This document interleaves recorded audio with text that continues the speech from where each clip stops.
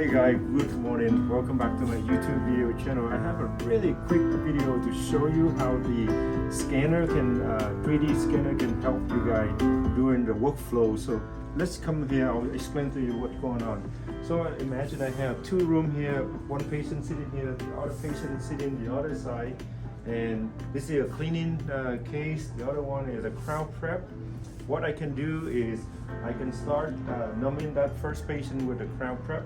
My assistant starts scanning the using the scanner right here. She can scan the patient, and then while she's scanning the patient, the top and bottom of the teeth, take the bite registration, make the temporary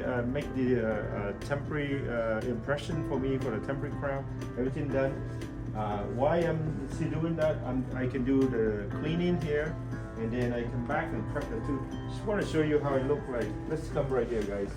So just like I mentioned to you, my assistant scanned this whole arch first, and then she also scanned the bottom. As you can see here, see this, scan that. She took the bite registration. The point right now is the assistant can do all of this, and then you just need to prep the tooth, and then after that you can rescan this part again. So this toy here is really helpful, really fast, and I encourage you guys to try out.